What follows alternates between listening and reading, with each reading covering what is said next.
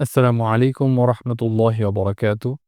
তিবিয়ান কোরআন শিক্ষা আসরের সমস্ত ছাত্র ভাইদেরকে আমার তরফ থেকে আন্তরিক শুভেচ্ছা ও অভিনন্দন।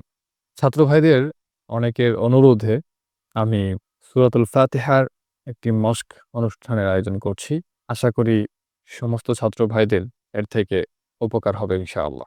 তো আমরা কথা না বাড়িয়ে সরাসরি তিলাওয়াতে চলে যাচ্ছি। সবাই মনোযোগ দিয়ে তিলাওয়াতটি শুনবেন।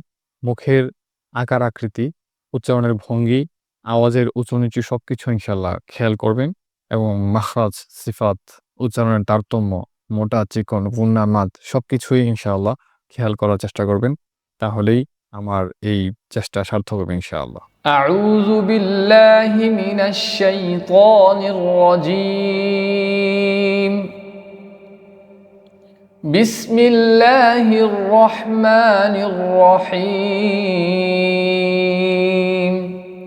الحمد لله رب العالمين. الرحمن الرحيم.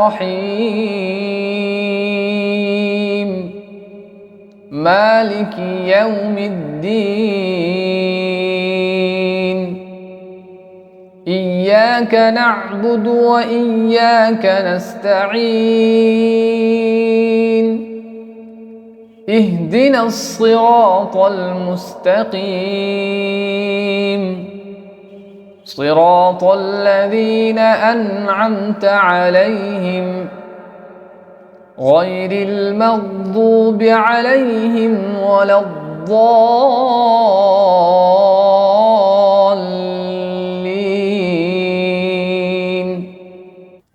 آمين. এই তিলাওয়াতটি সবাই বারবার টেনে, টেনে শোনার চেষ্টা করব, খেয়াল করব। একেকটা আয়াত বারবার শোনার চেষ্টা করব। বিশেষ করে মুখের ভঙ্গি এবং আওয়াজগুলো খুব মনোযোগ সহকারে শোনার চেষ্টা করব ইনশাআল্লাহ। এখানে অনেক ভাইদের যেখানে সমস্যাগুলো হয়, তার মধ্যে ১ম সমস্যা হয় সাকিনের মধ্যে, সুকুনাত বা সাকিনের মধ্যে। যেমন আমরা সহজে সাকিনগুলোকে ধরে পড়তে পারি না। যার ফলে সাকিনগুলো অনেকটা পিছলে যায়। তারপরে একটা শব্দ থেকে একটা আওয়াজ থেকে অন্য আওয়াজ শুরু হয়ে যায় বা যেটা অনাকাঙ্ক্ষিত একটা শব্দ বা আওয়াজ হয়। যেমন ধরেন আলহামদু, এখানে হামজা লাম জবর আল, তাহলে লামের উপর সাকিন আছে।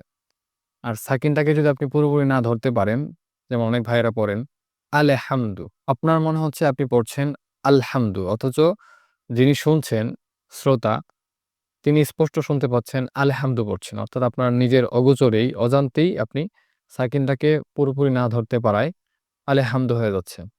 এজন্য যত জায়গায় সাকিন আছে সব জায়গাতে সাকিনগুলোকে স্পষ্ট করে ধরে পড়তে হবে। তখনই এই ধরনের আর সমস্যা থাকবে না ইনশাআল্লাহ। এরপর আছে হামিম জবর হাম, এখানে মিমের উপর সাকিন। তো অনেকে এই সাকিনটাকে ধরতে পারেন না, হামেদু হয়ে যায়। হামেদু, আল্লে হামেদু এরকম। অথচ এটা স্পষ্ট হবে আলহামদু। তারপর লিল্লাহি রব্বিল র, আমরা জানি রর উপর জবর কিংবা পেশ থাকলে র মোটা হয়। এখানে যেহেতু জবর সেজন্য রটা মোটা হবে। রব্বিল, আমরা চিকন এবং মোটা হরফ পড়ারও পদ্ধতি জানি যে মোটা হরফ পড়ার সময় মুখ উপর নিচ খুলবে, পাশাপাশি আ মুখ ভর্তি হয়ে আওয়াজটা বের হবে। রব্বিল, রব্বিল, এখানে রাব্বিল পড়ার কোনো সুযোগ নেই। রব্বিল এখানে আলামিনের অনেকের আইন স্পষ্ট হয় না। আপনারা বারবার শুনে, শুনে আয়াতগুলো শুনবেন এবং আইনটাকে স্পষ্ট করার চেষ্টা করবেন। আলামিন। তারপর আয়াত রয়েছে আর-রহমানির রহিম। আমি বলেছিলাম যে কোরআনের একেকটা শব্দ যদি আপনি একবার ঠিক করে ফেলেন তাহলে বারবার ঠিক করার দরকার পড়বে না। তো আর-রহমানির রহিম, এটা পেছনে বিসমিল্লাহির রহমানির রহিমের মধ্যেই গিয়েছে। ওখানে যাদের ঠিক হয়েছে তারা নতুন করে আর ঠিক করা লাগবে না। আর ওখানে যাদের ভুল রয়ে গেছে তারা এখন ঠিক না করলে সব জায়গাতেই ভুল থাকবে। তো বিসমিল্লাহির রহমানির রহিম এর মধ্যে আর রহমানুর রহিম যে শব্দ, কোরআনের সব জায়গাতে আর রহমানির রহিম অনেক জায়গাতে আছে, সব জায়গাতে একই রকম। আর রহমানির রহিম, এখানে হার উচ্চারণ স্পষ্ট হতে হবে, র মোটা হবে। রহিমের মধ্যে র মোটা হবে, হা উচ্চারণটা স্পষ্ট হতে হবে। মালিকি ইয়াউমিদ্দিন, এখানে ইয়ার মধ্যে অনেকের সমস্যা হয় যে ইয়াউম বলে পড়ে, ইয়াউ। আপনি যদি ইয়াও বলেন তাহলে এখানে ইয়ার শুরুতে একটি হামজা চলে আসবে। সেটা আপনি মানেন কিংবা না মানেন, এটাই হবে। তো এই জন্য ইয়াও না বলে ইয়াও বলতে হবে, এক চান্সে বলতে হবে ইয়াও। ইয়াও একটু শক্ত করে ধরে পড়তে হবে, ইয়াউমিদ্দিন। এরপরে ইয়াকা, এখানে ইয়ার উপরে তাসদিদ হওয়ার কারণে, আমরা জানি তাসদিদ বলা হরফ দুইবার পড়তে হয়, মানে ডাবল হয়ে যায়, তাসদিদের কারণে দুইবার হয়। এই জন্য এটাকে আরো স্পষ্ট করে ধরে পড়তে হবে, ইয়াকা। ইয়াকা না'বুদু, এখানে আইন স্পষ্ট হবে না'বুদু, আইনের উপর সাকিন। ওয়া ইয়াকা, এখানে আগের ইয়াকা পরের ইয়াকা কিরকম। নাস্তাঈন, এখানে অনেকে ভুলে নাস্ত বলে ফেলেন, এটা নাস্ত হবে না, নাস্তা হবে, নাস্তাঈন। এরপরে ইহদি, এখানে এই গোল হা রয়েছে যেটাকে হাওয়াজ বলে, এই গোল হার মধ্যে অনেকে ইহদি বলে ফেলেন। এটা আমাদের ব্রাহ্মণবাড়িয়ার আমরা মজা করে বলি, ব্রাহ্মণবাড়িয়ার হা ওইটা হবে, ইহদি হবে। ইহদিনাস সিরা, এখানে সিরা, এই শব্দটা সদ আছে, এরপর আছে র, এরপরে ত, প্রত্যেকটাই মোটা হবে, মুখ ভর্তি হয়ে আওয়াজ হবে, সিরাতাল মুস্তাকিম, মুস্ত হবে না, মুস্তাকিম, তা তাজবরতা। এরপর কফ মোটা, মুস্তাকিম। সিরাত, আগের সিরাত পরের সিরাত একই রকম, সিরাতাল্লাযীনা, মুখ ভর্তি হয়ে আওয়াজ হবে, আনআমতা। আমি আগে বলেছিলাম আনআমতার মধ্যে প্রথমত আছে হামজা, পরে আছে আইন, মাঝখানে আছে নুন।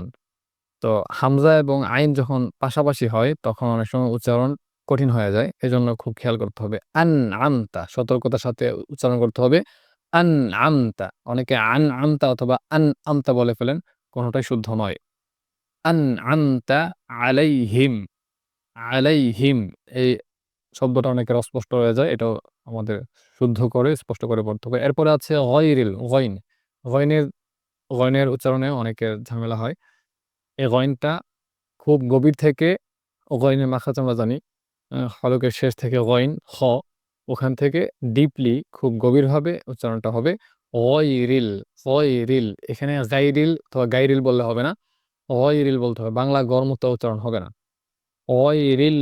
এরপরে গয়নের উপর পরের গয়নের মধ্যে সাকিন আছে, এখানে আরো স্পষ্ট করে এবং খুব সতর্কতার সাথে পড়তে হবে। মাগদু, মাগদু, এখানে মাগদু বললেও হবে না, মাগদু বললেও হবে না, খুব সতর্কতার সাথে মাগদু, মাগদু।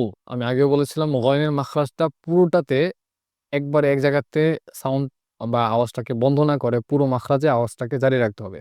মাগু, মাগু, মাগু। আবার এখানে মাগো, মাগো এরকম হবে না, মাগবু, মাগবু, সফট করে আদায় করতে হবে। বু, এরপর লদের মাখরাজ আমরা জানি, জিহ্বার গোড়ার কিনারা, তারপর হচ্ছে উপরের মারি দাঁতের, মারি দাঁত থেকে ওইখান থেকে বদ উচ্চারিত হয়, দাঁতের মারি থেকে বদ উচ্চারিত হয়। তো প্রথমে মাল দু, অনেকে ডু পড়েন, দালের মাখরাজ থেকে বদ উচ্চারণ করেন, এটা সম্পূর্ণ ভুল এবং এর দ্বারা নামাজ ফাসেদ হয়ে যাবে, নষ্ট হয়ে যাবে। মাল দু, মাল দু, গয়রিল মাগদুবি আলাইহিম ওয়ালাদ-দাল্লিন, ওখানেও বদের একই উচ্চারণ, এরপরে ব চার আলিফ, এরপরে লিন, এখানে মধ্যে আরবি হিসেবে তিন আলিফ। তো আমরা এই প্রত্যেকটা উচ্চারণকে খুব ভালো করে খেয়াল করব, বানান করব, বানান করে করে শব্দগুলোকে ভেঙে ভেঙে প্রত্যেকটা শব্দ আলাদা করে পড়ব এবং একটা শব্দ বারবার পড়ার চেষ্টা করব। ইনশাআল্লাহ আশা করি এই নিয়মগুলো যদি আমরা ফলো করতে পারি তাহলে খুব তাড়াতাড়ি আমাদের ভালো ফলাফল আনতে পারবো ইনশাআল্লাহ। আল্লাহ তাআলা আমাদেরকে কোরআনের হক আদায় করে পড়ার, তেলাওয়াত করার তৌফিক দান করুন। আসসালামু আলাইকুম ওয়া রাহমাতুল্লাহি ওয়া বারাকাতুহু।